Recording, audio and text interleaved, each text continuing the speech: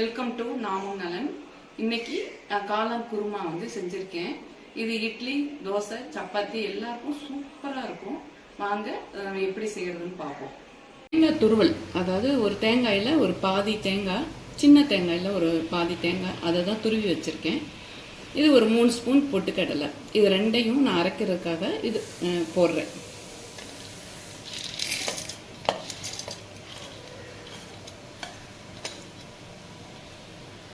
சோம்பும் இதோட ஆட் பண்ணுறேன்.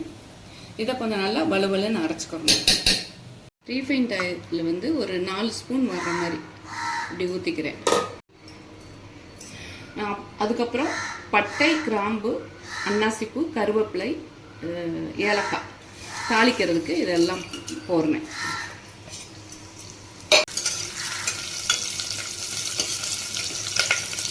அப்புறம் 2 பெரிய வெங்காயம், சின்ன வெங்காயம்னா 3 வெங்காயம் போட்டுக்கலாம். அதை இப்போ போடுறேன். கொஞ்சம் உப்பு போட்டு போட்டோம்னா சீக்கிரம் வெங்காயம் வதங்கிடும். இந்த ஆனியனில் உப்பு போடுறது இந்த ஆனியன் நல்ல ப்ரௌன் கலராக ஆயிடும் சீக்கிரமே. அதுக்கப்புறம் தான் தக்காளி போடணும். அப்போ தான் இன்னும் நல்ல டேஸ்டியாக இருக்கும். இப்போ வெங்காயம் நல்லா வதங்கிருச்சு. இப்போ 2 மீடியம் சைஸ் தக்காளி, அதை இந்த வெங்காயத்தோடு நான் போடுறேன். எண்ணெய் நல்லா பிரிஞ்சு வர்ற வரைக்கும் கொஞ்சம் நல்லா வதங்கிக்கலாம். பட்சத்தில் கொஞ்சமாக எண்ணெய் விட்டு ஒரு 10 பூடு நறுக்கி வச்சுருக்கோம். அதை அப்படியே இதில் போட்டு கொஞ்சம் செவக்க வந்தவுடனே இந்த இதில் ஆட் பண்ணிக்கிடலாம். இந்த வெள்ளைப்பூடை வெங்காயம் நம்ம வதக்கிறப்பையும் இந்த வெள்ளைப்பூடை வதக்கிடலாம். நான் தனியாக வதக்கி இன்னும் டேஸ்ட் நல்லாயிருக்கும் தனியாக வதக்கி போட்டால். அதனால் இந்த வெள்ளைப்பூடை தனியாக வதக்கி அதில் போடுறேன் நான். இப்போ இந்த வெங்காயம் தக்காளியே நல்லா வதங்கிடுச்சு. எண்ணெய் பிரிஞ்சு வந்துருச்சு பாருங்கள். இப்போ வெள்ளைப்பூடு தனியாக வதக்கி வச்சுருக்கேன். அதை இதில் ஆட் பண்ணிக்கிறேன்.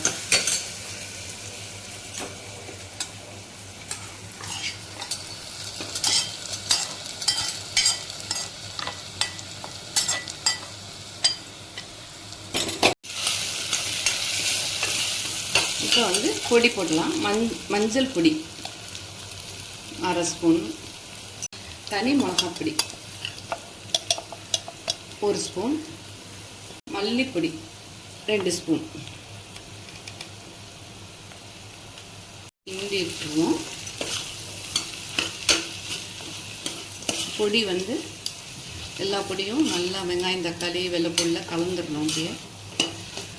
அதுக்கப்புறம் இந்த காளான் இந்த க்ளீன் பண்ணி வச்சுருக்கோம் இல்லையா, இது 2 பாக்கெட் காளான். இதை இந்த வெங்காயம் தக்காளி வதக்கினதோட அப்படியே போட்டுறேன்.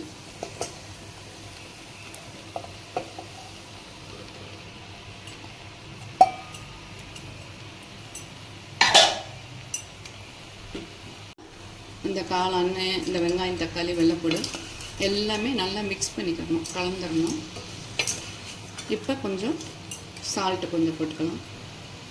இப்போ சால்ட்டு போட்டுக்கலாம். கல் உப்பு போட்டிருக்கேன் நான். பொதுவாக சமையலுக்கு கல் உப்பு தான் ரொம்ப நல்லதுங்கிறாங்க. இந்த மாதிரி குருமா சாம்பார் வைக்கிறப்ப கல் உப்பே போட்டுக்கிறது. ஒரு 5 மினிட்ஸ் நல்லா கிண்டிட்டேன். இந்த மசாலா எல்லாமே காளானில் அப்படியே சேர்ந்துருச்சு. இப்போ நம்ம அரைச்சி விட்ட தேங்காய், பொரிக்கடலை, சோம்பு போட்டு அரைச்சி வச்சுருக்கோம்ல, அதை இப்போ இதில் ஊற்ற போகிறேன்.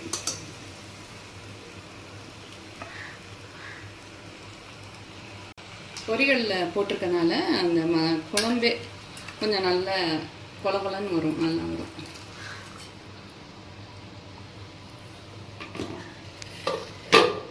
நல்லா கலக்கிடுங்க.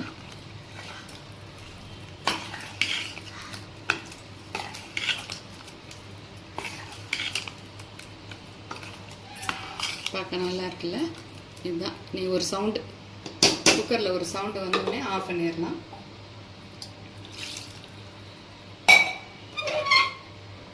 மூடிடலாம் குக்கரை. 2 சவுண்டு விட்டேன் குக்கரு. இப்போ ஓப்பன் பண்ணி பார்க்கலாம். நம்ம குருமா எப்படி வந்திருக்குன்னு பார்க்கலாம்.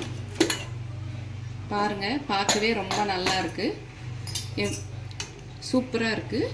இப்போ இந்த கொத்தமல்லி தழை ஃபைனல் டச்சாக இந்த கொத்தமல்லி தழையை வந்து இப்படி தூவுறேன். இது இட்லி, தோசை, சப்பாத்தி எல்லாத்துக்குமே நல்லாயிருக்கும். நீங்களும் ட்ரை பண்ணுங்கள். ட்ரை பண்ணி பார்த்துட்டு எனக்கு கமெண்ட் செக்ஷனில் உங்களுடைய கருத்துக்களை சொல்லுங்கள்.